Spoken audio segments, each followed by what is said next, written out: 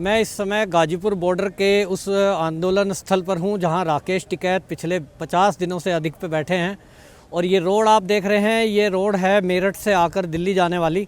इस पे उधर टेंटों, जो आप टेंट देख रहे हैं, ये किसानों के टेंट लगे हुए हैं उस स्टेज, और वहाँ भाषण चल रहा है, नेता इकट्ठे हैं। लेकिन इसके रोड के इस तरफ अभी तक पुलिस के बैरिकेड्स लगे हुए थे, जो कि यहाँ सड़कों को रोकने के लिए थे, जिससे कि कोई ट्रैफिक ना आए। लेकिन इस पे कल ये कटीले तार लगाए गए हैं, और इस कटीले तार का रीज़न पुलिस के किसी अधिकारी ने नहीं बताया। लेकिन आप देखेंगे ये कटीले तार जो कि ऊपर तक लगाई गई है, ये बिल्कुल लास्ट तक, जिससे कि कोई भी आदमी इसको फांद कर यहाँ से नहीं निकल सके। आगे भी ये कटीले तार आप देखेंगे नेक्स्ट रो में भी लगाया हुआ है, और जो खाली गैप है इसको भरकर यहाँ पर कटीले तार लगाए गए हैं। कुछ हमारे सूत्र बताते हैं कि ये इसलिए है कि इधर से कोई भी ट्रैफिक बाहर ना जा पाए, क्योंकि डीएम गाज़ियाबाद इनको ऑलरेडी नोटिस दे चुके हैं, और यहाँ बैनर पर भी नोटिस लगा हुआ है कि इस क्षेत्र में कोई भी धरना प्रदर्शन और इकट्ठा होना मना है। तो कल को कोई कार्रवाई की ज़रूरत पड़े तो शायद यहाँ से उस समय किसी को रोका जा सके, इसलिए ये लगाए गए हैं। लेकिन कोई इसका उचित जवाब नहीं दे रहा। और पीछे देखेंगे आप कि पुलिस के और केंद्रीय सुरक्षा बल के जवान यहाँ तैनात हैं। इन बैरिकेड्स के पीछे गाड़ियाँ खड़ी हैं, सैकड़ों की संख्या में पुलिसकर्मी मौजूद हैं, जो यहाँ सुबह से शाम तक 24 घंटे ड्यूटी दे रहे हैं। और सुरक्षा के बहुत पुख्ता इंतजाम ये 2 दिन पहले से हुए हैं।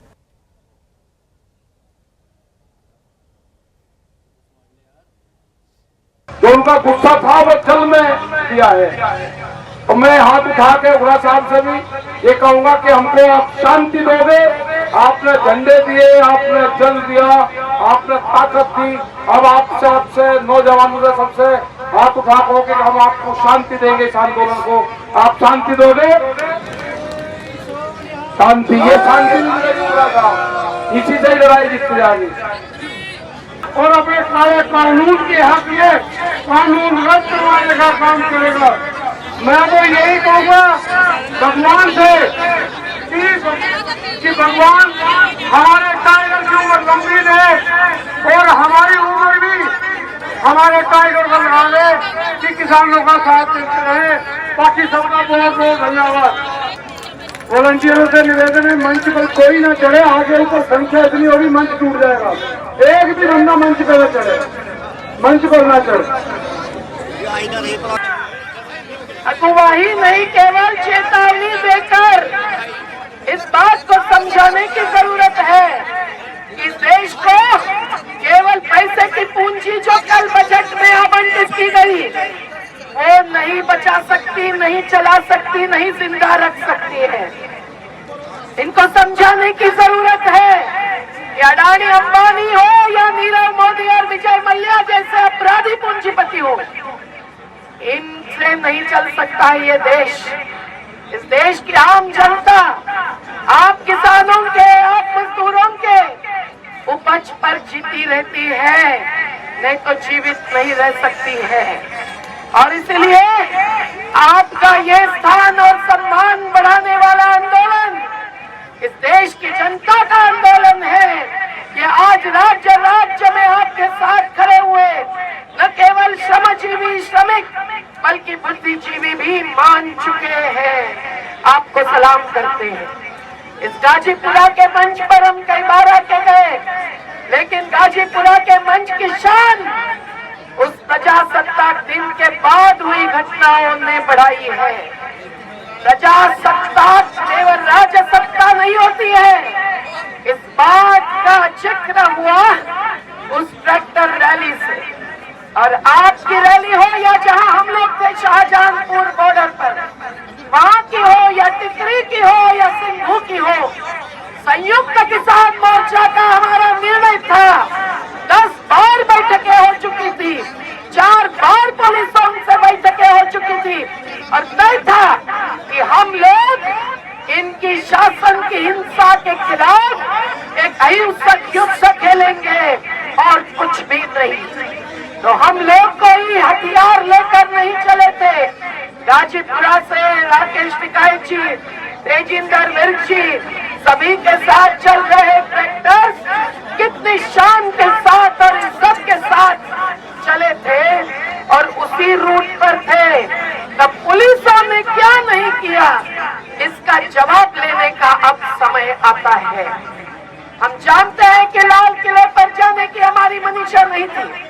अगर हम जाते ही तो बताकर जाते और हरा झंडा फहराते किसानों का, लेकिन जो थोड़े लोग अंदर गए उनको पुलिसों ने रोका नहीं। और आज हम देख रहे हैं कि उस 26 तारीख की हर घटना को विकृत रूप से मोड़कर ये किस प्रकार से पेश आ रहे हैं। इनका हिंसक युद्ध चल रहा है आंदोलन के सामने। हम नाजुक मोड़ पर खड़े हैं साथियों, लेकिन उस दिन राकेश टिकैत जी ने और उनके साथ जो डटे रहे, उन सबके नाम न लेते हुए मैं कहूंगी कि सरफरोशी की तमन्ना अब हमारे दिल में है। देखना है जोर कितना बाजुए का दिल में है, इसके द्वारा जवाब दिया। और इसीलिए आज कोई उनको हीरो, कोई उनको भगवान कह रहे हैं, लेकिन वो मंदिर में नहीं बैठे हैं, वो आंदोलन में बैठे हैं। और ये नाट्य नहीं है, सरकारी नाट्य भी उनकी खुद की पोल खोल कर रहा है। जो जाति, मजहब और पंथ, प्रांत और लिंग भेद के आधार पर हमारी जनता जो वंचित है, पीड़ित है, उनको हर बार विभाजित करने की कोशिश करती है। उनको भारतीय किसान यूनियन के साथ पूरे संयुक्त किसान एकता मोर्चा, संयुक्त किसान मोर्चा ने एक करारा जवाब दिया है साथियों। और इसलिए हमको एक नारा तो लगाना ही पड़ेगा। मैं अभी मुजफ्फरनगर के मुस्लिम किसानों को भी मिली। ये हिंदू मुस्लिम एकता इस आंदोलन ने अगर लाई है तो निश्चित रूप से इस देश की राष्ट्रीय एकात्मता सही अर्थ से बचेगी और वही इस देश को बचाएगी इन हुक्मशाहों के मुंह से। तो हिंदू, मुस्लिम, सिख, ईसाई आपस में है, दाखिल कर चुके हैं। अरे FIR क्या होता है? फर्स्ट इंफॉर्मेशन रिपोर्ट नहीं, इनका फेक इंफॉर्मेशन रिपोर्ट है। और ये फेक इंफॉर्मेशन रिपोर्ट हम लोग नकारते हैं। आपको मैं बताऊं कि जिस घटना स्थल से मैं 150 किलोमीटर उस दिन दूर थी, उस घटना स्थल पर हुए हिंसा को हमारे को दोषी पकड़ते हैं। 307 का हत्या की कोशिश का गुनाह, राज्य सरकार के खिलाफ साजिश का गुनाह, षड्यंत्र का गुनाह और डकैती का गुनाह लगाते हैं। लेकिन कल के बजट में ये साबित कर दिया है कि ये किन डकैतों के साथ है। ये है अंबानी अडानी के साथ। ये हर चीज में उनको 1.5 गुना नहीं 100 गुना मुनाफा दे रहे हैं। मैं अभी पानी की बोतल की बात कर रही थी। ये त्याग का रंग के रूप में स्वीकार नहीं हूँ, ये त्याग के रंग के रूप में स्वीकार नहीं हूँ, किसी एक धर्म के नहीं। तो मैं कह रही थी कि जिस प्रकार से इन्होंने धर्मांधता के नुमाइंदों को इस आंदोलन में घुसाया है, उनके खिलाफ दर्ज होने के बदले हमें अपराधी बना रहे हैं। और ये इस प्रकार की शासकीय हिंसा को, जो अहिंसक जवाब यहाँ नहीं केवल हर राज्य में किसान, मजदूर, पशुपालक, आदिवासी, दलित, महिला सभी ने मिलकर दिया है, उससे डर गए हैं। ये डरपोकता कायरता का प्रतीक है। ये गांधी जी ने भी कहा था, ये भगत सिंह ने भी कहा था कि हिंसा के द्वारा कोई शोषण नहीं रोक सकता। अब देखिए बजट में कितना फंसाया है। ये बोल रहे हैं कि MSP जारी रहेगी और आज के MSP का 1.5 गुना करेगी। अरे आज की MSP का 2 गुना भी करेंगे तो भी स्वामीनाथन आयोग का अमल नहीं होगा। हर फसल की कीमत हमने लागत आकी है, आज की MSP का 2 गुना भी करेंगे तो भी नहीं चलेगा, उससे भी ज्यादा होती है लागत। अगर परिवार के श्रम का मूल्य आंकेंगे तो, अगर जमीन का और जल का मूल्य आंकेंगे तो ये झूठ बोल रहे हैं। इन्होंने सुप्रीम कोर्ट में शपथ पत्र में कहा हमने तो स्वामीनाथन आयोग का अमल कर ही दिया है। इतना झूठ अगर वो न्यायाधीशों के सामने बोलते हैं तो इनसे कोई अपेक्षा हो सकती है सच्चाई की? नहीं। तो ये जन संसद है। हमको पता है कि बजट में इन्होंने पिछले साल से भी खेती का बजट कम कर दिया है। हमें पता है कि इन्होंने अब बीपीसीएल और कंकोर जैसे जो कंटेनर्स बनाने वाली रेलवे की कंपनी है उसको बेचना तय किया है। हम जानते हैं कि फसल बीमा के नाम पर हजारों करोड़ की लूट एक एक जिले में इन्होंने किसानों की की है, इसका हिसाब है। अब ये बीमा का पूरा क्षेत्र विदेशी पैसा लगाकर विदेशी कंपनियों के हाथ में लेना चाहते हैं। ये मनरेगा की बात नहीं कर रहे हैं खेत मजदूर और छोटे किसानों के लिए, ये एमएसपी के लिए कानून बनाने की बात नहीं कर रहे हैं। इनका बजट झूठा है और दो बजटों के बीच ये हर बार बड़े निर्णय लेते हैं, तो बजट का कोई महत्व नहीं है। आप डरना मत, बजट के बीच वो निर्णय लेते हैं 68,000 करोड़ रुपया नीरव मोदी और विजय मल्ल्या जैसे को ऋण मुक्ति देते हैं, तो बजट का क्या मतलब है? तो हम भी बजट के पार लड़ेंगे और जीतेंगे। साथियों, ये मीडिया पर भी जो हमला कर रहे हैं, समझ लीजिए कि इनसे अपेक्षा नहीं है अभिव्यक्ति की स्वतंत्रता की। ये स्वतंत्रता देते हैं अपने खुद के गुंडों को, अपने खुद की धर्मांधता को, और इसीलिए उनको हराने का यही मौका है। और आपने 26 जनवरी के प्रजासत्ताक के बाद उन्होंने जो जो साजिशें रची है उन तमाम साजिशों की पोल खोल करके रखी है। केवल जन सैलाब और जनशक्ति के द्वारा इस जन संसद में आकर आज टिकरी की, पलवल की, शाहजहांपुर की, सिंगू की हर जगह की ताकत बढ़ रही है।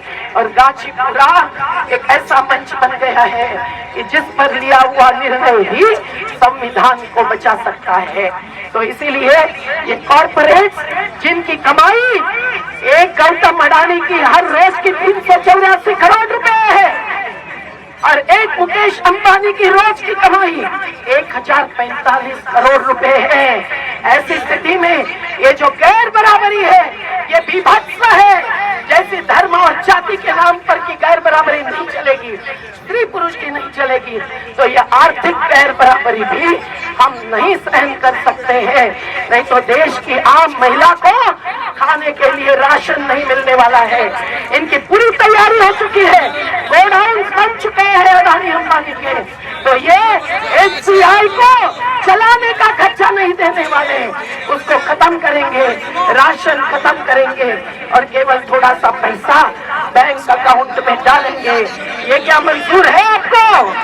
मंजूर है? नहीं है। तो राशन व्यवस्था और अन्न सुरक्षा चली रहेगी, चली रहेगी।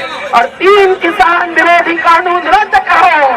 कि क्या 3 कानून रद्द करना कानूनन तरीके से हो सकता है? हो सकता है। ये तो मोदी जी के कानून भी नहीं है, जो संविधान के दायरे में नहीं है उसको कानून कहना हम नकारते हैं। हमको कहना चाहिए ये मोदी जी का आदेश है। और ये देश आज भी जनतंत्र मानता है, मोदी तंत्र नहीं मानता है। इसीलिए 3 कानून रद्द करना संभव है। बिजली बिल रद्द करने का उन्होंने जब चर्चा चली थी संयुक्त किसान मोर्चा और उनके बीच में, तब घोषित किया लेकिन लिखित नहीं दिया। तो ये सभी चीज पर हम लोगों को आगे बढ़ने का यही समय है, नाजुक मोड़ पर है। राकेश टिकाई जी, आज मुझे महेंद्र